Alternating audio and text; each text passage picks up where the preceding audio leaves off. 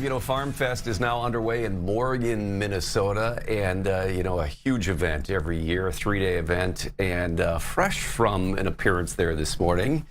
Happy to welcome the U.S. Secretary for Agriculture, Brooke Rollins. Thank you for being here. We had an amazing morning in Morgan, Minnesota. That Minnesota Farm Fest, we talked about before we came on. My connection to farmers. We have a farm in Clear Lake, even though I'm from Texas. So it was very full circle for me this morning. And let's get to that biography here real quick before we get into the issues. That you weren't born here. You're born in Texas, but your parents were from, they were in the hotel industry in St. Paul, I believe, right? That's right, but even further back, my great-grandfather was Howard Dean, and he was a state legislator in the Minnesota legislature in the late 1800s. He was the one responsible for building the Capitol, and then my great-grandmother's side helped build a lot of St. Paul. So we have very, very deep roots. My mom grew up here and ended up with the hotel business, moving to Texas where I was born. But we've been here every summer growing up. We still have our family farm in Clear Lake. It's very special to be here. And what is that family farm producing these days? Well, still in full production, soybeans, corn, potatoes, sell the potatoes to McDonald's. So we have it's just an incredible space. We were there, as I mentioned, yesterday and last night, brought in lady farmers from all over the country. It's the Year of the Woman Farmer, International Year. So I wanted to bring them all to my home, my farm in Minnesota, and have a great discussion. So more's coming out on that, but really great to be here. All right. Farmfest this morning, it is, every time it is in a small town, but it attracts a huge crowd. Yes, it does. Very much getting at the issues affecting farmers. And, in this year, election years, politics affecting farmers as well. What was your experience like there this morning? I tell you, first of all, I feel like I have the best job in the world. I've been doing policy for a long time, and this is my first time to really focus on agriculture. This was the president's vision, President Trump, and this is my background, so it's been wonderful. But the best part about my job is there's some cool parts, there's some really hard parts, but the best part is being with the farmers. And so to be with that many farmers in small town Minnesota, where I fell in love with agriculture when I was a little bitty kid, kind of coming up here in our farm, was amazing. And I met with a big group of corn farmers, and then I met with a bunch of producers from different walks of life. And we just have a one-on-one conversation, or I guess maybe 15-on-1 conversation. What are your biggest challenges? What does USDA do well? What does USDA do terribly? How do we fix that?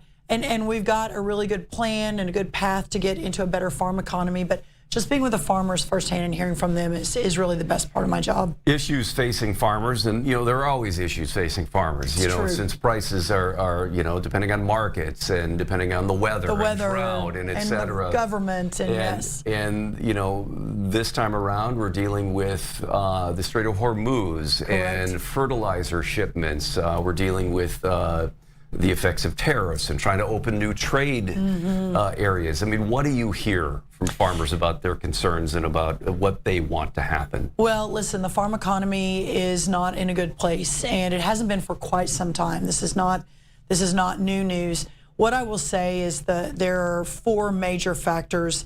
Input prices are too high, fertilizer, fuel, seed, et cetera. And we inherited that from the last administration, not to get into too much politics. I mean, even today with Iran, our fertilizer prices are still lower than they were under the Biden years, but they're still too high.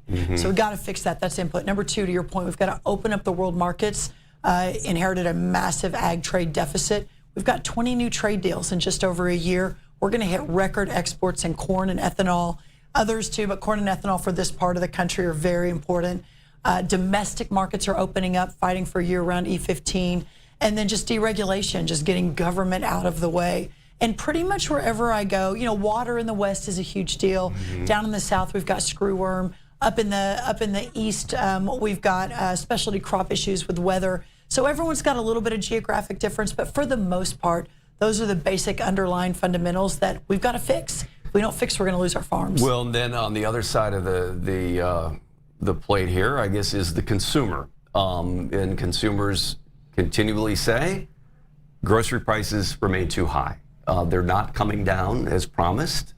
And what can we do about that? I mean, I noticed too, just this weekend, beef prices, you know, were very high. The president has taken issue with the term affordability, but consumers say things are not affordable. They're too high for food. What do you do? Well, there's a lot of different factors on that. The first thing I'll say is, other than a couple of outliers, beef is a big outlier, coffee is a big outlier, avocados is an outlier. Everything else in the food category is either stabilized or is trending down.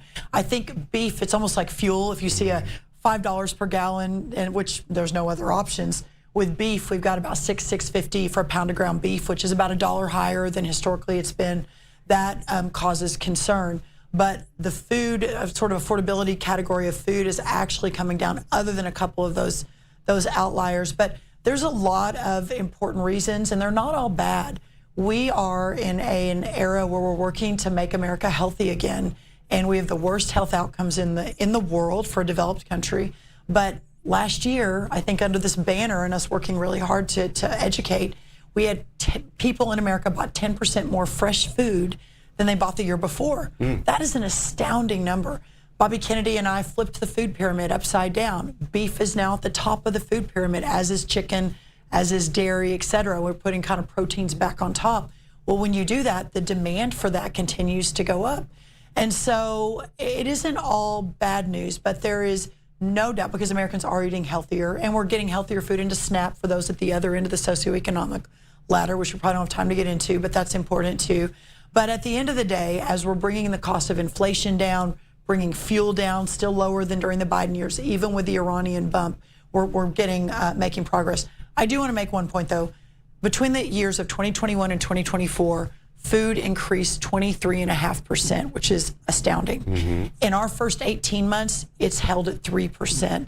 So still too high, but it is an inherited issue that we're continuing to work to bring down. But you have an electorate that's getting impatient, saying, well, again, this is not coming down fast enough. Eggs are down 90%, fruit is down 11%, dairy's down 17%. So I think maybe there's a narrative out there that isn't entirely capturing, but at the end of the day, there's still more we can do.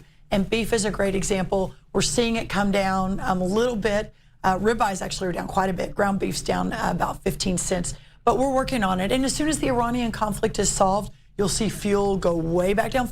Listen, gas, fuel drives almost everything in terms of prices. Well, everything's got to be transported. That's right. Yes. That's exactly right. That's exactly right. There was another thing I want to ask you about, the new effort to put the product of the USA labels on food. Tell me about this approach, this effort. You know, what is this? Is just to tell people, consumers, that this was made in the U.S. and right. to what end here? Well, so here's the thing. Over the last number of decades, we have offshored not just manufacturing, not just pharmaceuticals. We've also offshored our food.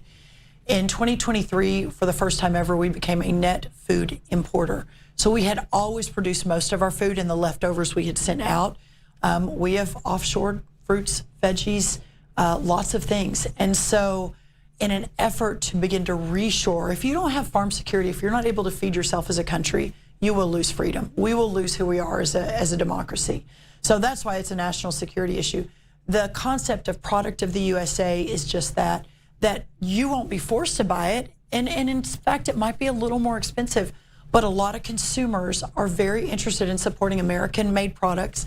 It's likely healthier because it didn't have to travel as far, and you know exactly where you're getting it from. Now, it doesn't mean, again, you're not forced to buy it, but we want, through the Make America Healthy Again movement, as a mom of four, buying groceries for my family, I want to know where that food is coming from. And so that's a big step in that direction. And then lastly, because I know we're running out of time, because you've got a timetable here, I want to talk about SNAP benefits. There has been, with the Farm Bill, you know, getting into the politics here, the debate over moving some of the costs of those SNAP benefits to states. And that has been a dispute with states, including some Republican states as well.